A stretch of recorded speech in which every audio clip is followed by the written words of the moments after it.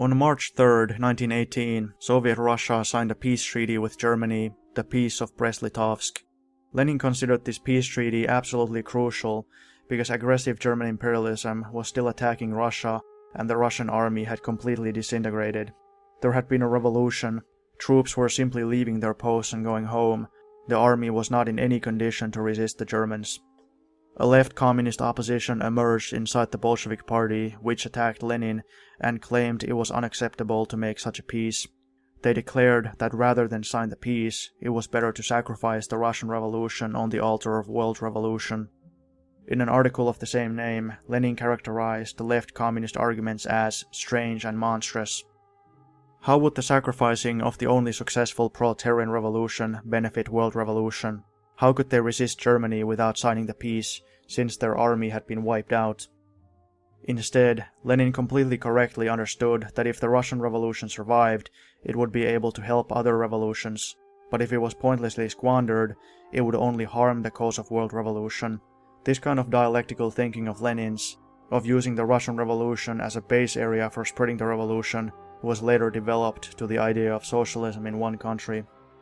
However, others were not thinking so dialectically in a correct Marxist way, but instead thought metaphysically. Quote, for Alexandra Kollontai, Bukharin, Pyatakov and other leftists, the left oppositionists, the treaty meant not only the betrayal of internationalism, but the reinforcement of German imperialism. After the Brest-Litovsk Treaty had been signed on March 3rd and the Germans had established a puppet regime in the Ukraine, the left Bolsheviks in Petrograd had brought out their own paper, Communist, in which they reviled the leadership for compromising its revolutionary principles. Bukharin attacked the peace as crippling the energies of the working class, and its defenders as concerned only with party unity.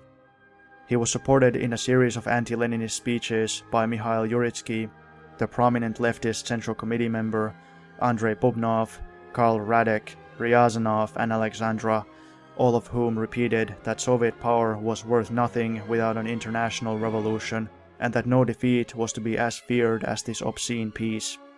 The leftist Pyatakov and Yakovleva threatened to resign from the Central Committee if Lenin's line was adopted. Unquote. Listen to the absolutely childish idealism of Kollontai's regarding the Brest-Litovsk peace treaty.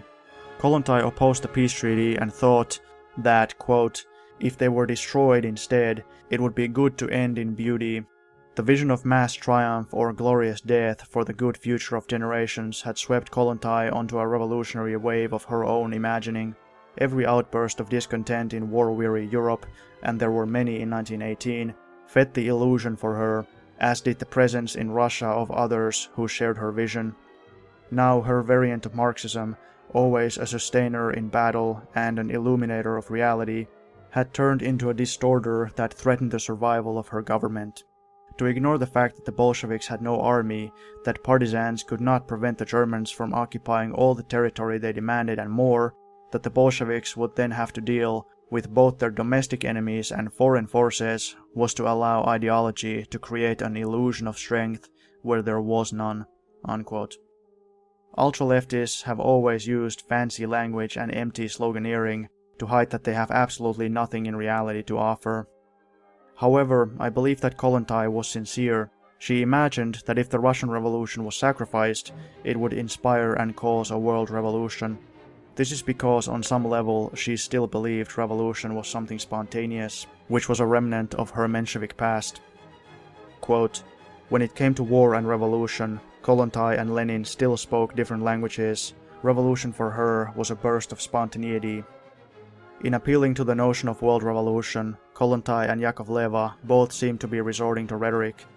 Certainly Krupskaya thought so when she wrote that the left communists talked themselves into such ridiculous statements as that it would be better to let the Soviet power perish than to conclude a shameful peace. In the face of defeat, both women resigned their positions in the Soviet government, Yakovleva withdrawing as a business manager of the Supreme Economic Council, and Kollontai leaving the Commissariat of Public Welfare. Unquote. The left oppositionists all resigned their post in protests, and some, though not Kollontai, actually plotted to overthrow Lenin. Lenin commented on their behavior. Quote, since the conclusion of the Brest Peace, some comrades who call themselves left communists have formed a so-called opposition in the party, and in consequence of this, their activity is slipping further and further towards a completely disloyal and impermissible violation of party discipline. Comrade Bukharin has refused to accept the post of member of the Central Committee, to which he was appointed by the Party Congress. Comrades Smirnov, Obolensky and Yakovleva have resigned from their posts as People's Commissars and as business manager of the Supreme Economic Council. These are absolutely disloyal and uncomradely actions that violate party discipline, and such behavior was and remains a step towards a split on the part of the above-mentioned comrades." Unquote. The debate on state capitalism. In 1918, Lenin began advocating a policy he called state capitalism. This meant that before capitalism was abolished, the proletarian state would impose strict control on the capitalists. The economy would need to develop so that the damage of the war was repaired and industrialization begun. After this transition period, socialist construction could begin. The state capitalist policy would also involve higher wages for experts to incentivize them to collaborate with the revolution. Quote, "Left communists saw in this a major policy shift with the specter of bureaucratic centralization. The pragmatic policies that Lenin labeled state capitalism and that strengthened his hopes for revolutionary survival suggested to Kollontai and Yakovleva that counter-revolution was imminent." Unquote.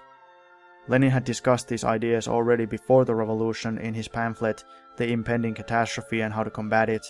He said state capitalism means scientific, large-scale production, which is as planned as possible, and that such state monopoly production was a complete material preparation for socialism. That is, it created the industry, technology and infrastructure for socialism, which could then be taken over by the proletariat and capitalism abolished. This first attempt at state capitalism was quite short-lived though, because already the same year foreign imperialist countries invaded Soviet Russia and funded white armies to attack Soviet power, starting the Russian foreign interventionist civil war. The state capitalism policy was replaced by war communism, which meant that the communists immediately took over practically all industry and distribution as an emergency measure for war purposes. The debate on labor conscription. One of the policies of war communism was labor mobilization, ordering every citizen to engage in some kind of useful work for the war effort. This policy was mostly associated with Trotsky, and Kollontai supported it wholeheartedly. However, Trotsky's involvement soon became infamous, because unlike Lenin and the other Bolsheviks, Trotsky did not see labor mobilization as an emergency wartime policy, but as something permanent. Kollontai had her own special reason for supporting this policy, which many others were suspicious of. She understood that as long as labor mobilization was in effect, women would be forced, or rather would be allowed, away from housework into social production, and there would be no female unemployment, or any male unemployment for that matter either. Both Trotsky and Kollontai, like many others, saw certain war communist policies not as temporary emergency measures, but as socialism. Many ultra-left utopian views developed during the Civil War, and many people wanted to push for ultra-radical policies that would completely change all of society very quickly. Lenin, on the other hand, thought that instead of building utopias, quote, "all efforts, all thoughts should be subordinated to the war and only to the war," unquote. Quote, "The Soviet government in January 1920 proclaimed the universal compulsory labor law. Its architect was Trotsky, whose military tone was objectionable to many. Trotsky said, quote, 'The weapon of state compulsion is military force. Therefore, the militarization of labor in one form or another is inescapable in a transitional economy based on universal compulsory labor,' unquote. Kollontai called it a great day, indeed the greatest in the history of women. Labor conscription was a response to the exigencies of the Civil War, yet just as Kollontai earlier seized on the possibilities for socialism inherent in public feeding in the form of communal kitchens, so now she responded with enthusiasm to labor conscription. On her own, Kollontai elevated into an ideology and attempted to convert into a revolutionary force for social change, an ad hoc emergency measure of the era of war communism. That a libertarian like Kollontai should see potential for the transformation of the position of women in a measure opposed as oppressive by the party's leftists seemed a subject for wonder. Kollontai defended what to many was a bizarre stance. Women's greatest, most liberating day was not the one when they received legal rights equally with men. Rather, it was the one when they were compelled by the state to work equally with men. It is important here to understand that Kollontai welcomed the decree on labor conscription primarily because she anticipated the social and psychological reorganization that would surely result from it. Women would answer no longer to their husbands or families but to the collective. No longer would women be suffering creatures in need of protection for themselves and their young. They would become independent beings, sources of vital strength, whose interests society respected. For Kollontai, one of the most important features of the new labor law was the element of compulsion, the very aspect other leftists found most objectionable. What may at first seem aberrant becomes more comprehensible when we consider that Kollontai's preoccupation with women's need to be liberated was constantly being thwarted by women's distressing unawareness that the need existed. Kollontai depended on a degree of compulsion to alter women's perception of themselves and their role." Unquote. Despite Kollontai's somewhat utopian position, she was not entirely wrong, and what she was trying to do during war communism was certainly at least partially correct. The only problem was that it was one-sided, and she did not realize the true nature of war communism, and her policy became unworkable once war communism ended. Quote, "Other women in the women's department of the Communist Party, Zenadel, endorsed labor conscription, but only Kollontai offered it as a panacea. Samoilova, although convinced that obligatory labor was essential, treated it as a wartime device and compared it to the recruitment for the Red Army. Perceiving labor conscription primarily from the standpoint of the needs of the state, she asked what better way there was to acquaint the masses of backward women, especially the parasitical, that is bourgeois, elements among them, with the value of collective labor." Unquote. Once the Civil War was coming to an end and the war communist policies were being abolished in favor of the new economic policy, Kollontai still believed those war-era policies should remain permanently in force. Left oppositionists such as Bukharin were already admitting that during war communism they had not understood it as an emergency measure, but had believed in utopias. Quote, "By November 1921, when further decrees were issued, limiting the categories of persons liable to being called up for labor service, and limiting service itself to natural emergencies, even the most committed believers should have recognized that labor conscription was being halted with the end of the Civil War. The director of the Zenadel, Kollontai, was one of the last to capitulate. An article in Kommunistka, or Woman Communist, in November 1921 suggests that Kollontai was still not accepting the demise of obligatory labor. A further decree was required in February 1922 before labor conscription as practiced under war communism ended. Formerly a leading exponent of war communism, offered an apologetic view of what seemed his own past folly. Bukharin saw the transition to the new economic policy in 1921 as the quote-unquote collapse of our illusions. Kollontai, on the other hand, continued to defend practices now being abandoned, labor conscription, public feeding, ration books. Long after the demise of war communism, she persisted in believing in its basic notion, whereas the NEP appeared a bitter betrayal." Unquote. As Sidney and Beatrice Webb write in their monumental work, Soviet Communism, A New Civilization, in Lenin's opinion, quote, "It was only dire necessity, war and wholesale destruction that had imposed this wartime communism upon the Bolsheviks." Unquote. The New Economic Policy, NEP. Not only did Kollontai have unrealistic expectations and illusions about war communism, but she also was vehemently against the NEP for other reasons too. Firstly, she was concerned that since the NEP again allowed capitalists to carry out their activities, it would create female unemployment, which indeed happened. Secondly, Kollontai believed the NEP would have a corrupting influence on the entire society, since it increased material inequality, strengthened the capitalists, strengthened capitalist culture, etc. All these things were true, of course. The NEP did indeed pose many dangers. It strengthened the capitalist and kulaks. It did have a corrupting influence on some party members, etc. Lenin was very aware of these problems. However, Lenin explained that the NEP was a necessary breathing space. It was a step backward, a retreat, but a necessary retreat. It would allow the economy to recover from the war somewhat, and then socialist construction to begin. As historian E.H. Carr writes, quote, "Insofar as war communism was treated as an over-rash, over-enthusiastic dash forward into the higher reaches of socialism, premature no doubt, but otherwise correctly conceived, NEP was a temporary withdrawal from positions which it had proved impossible to hold at the moment, but which would have sooner or later to be regained, and it was in this sense that Lenin called NEP a defeat and a retreat for a new attack." Unquote. The right wing of the party, led by ex-left communist Bukharin, claimed that the NEP only had very few negative aspects.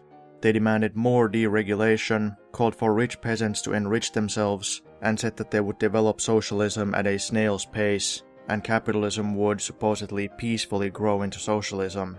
They did not see the NEP or the strengthening of the bourgeoisie as any kind of threat, and saw the NEP basically not as a temporary retreat, but an extremely long-lasting policy. The ultra-leftists, on the other hand, did not understand why the NEP was absolutely necessary, and saw only the negative aspects of the NEP. They exaggerated the dangers of the NEP, and called for very unrealistic and unworkable policies in place of the NEP. They spread pessimism and a feeling of demoralization.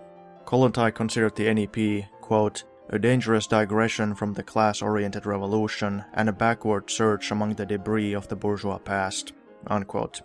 At the Third Comintern Congress, Kollontai argued that the NEP was corrupting the Russian Communist Party and proletariat with a petty bourgeois spirit.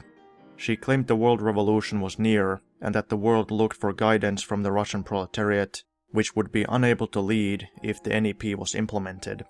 As Farnsworth writes, Kollontai claimed, quote, "The NEP, by giving capitalism the opportunity to flourish once again in Russia, threatened to destroy what advances the revolution had made in the direction of socialism. In the atmosphere of the NEP, the working class was losing faith in its abilities, and the peasantry was being encouraged to see itself as the basis of Soviet society. A petty bourgeois spirit would soon flourish." Unquote.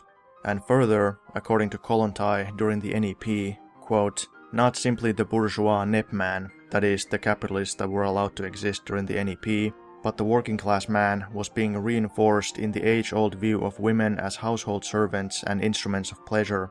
Party workers who a couple years earlier had lived only for the revolution were falling under the influence of feminine wiles." Kollontai portrayed such situations in her novel Vasilisa Maligina, in which a young woman, Nina Konstantinovna, seduces the proletarian Vladimir and makes him her protector as well as her lover. Kollontai pictured Nina as, quote-unquote, painted and powdered, interested only in clothes and men, a real bourgeoiska. After the revolution, she is taken on as an office worker. Her aim is to ensnare a man who will provide for her. She completes the corruption of Vladimir, who is already falling victim to NEP luxury. Kollontai feared that in the atmosphere of the NEP, the Nepmansha, that is the female equivalent of the Nepman, the quote-unquote dolly, would replace the new woman as a role model. Unquote. In other words, Kollontai also feared that during the NEP, women would return to their traditional role, they would leave the workplace, they would become housewives who only wanted to make themselves look pretty so that they would attract men who would support them financially, they would acquire consumerist bourgeois habits and corrupt their proletarian men, who also, in her opinion, were being corrupted by the NEP because they also saw women not as workers but as housewives. This, of course, was not entirely false, but it was one-sided and an exaggeration. During the NEP, since capitalism was allowed to exist, all kinds of violations of the law were being perpetrated by the capitalists. There still were strict regulations on the capitalists. Historian Elizabeth Wood writes that, quote, "Two examples of court cases against employers were reported in the women's press.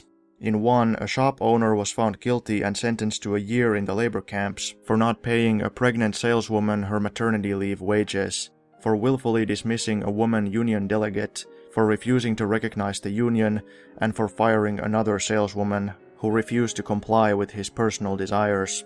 In the other case, the owner of a knitting workshop was convicted of hiring adolescent girls, forcing them to work 12 to 14-hour days, and paying them substandard wages. He also allegedly humiliated and abused them."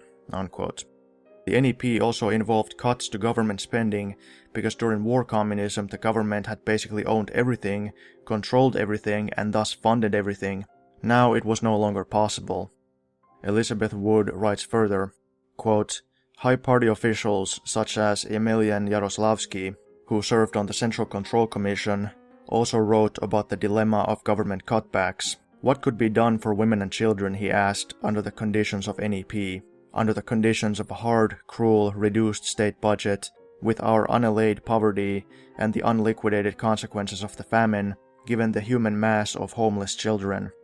Valerian Kuibyshev, a leading economist in the party, described the current times, that is the NEP, as an extremely dangerous moment for women workers. Unquote. Next time, we will discuss Kollontai's involvement in the only opposition movement that she participated in, the so-called workers' opposition.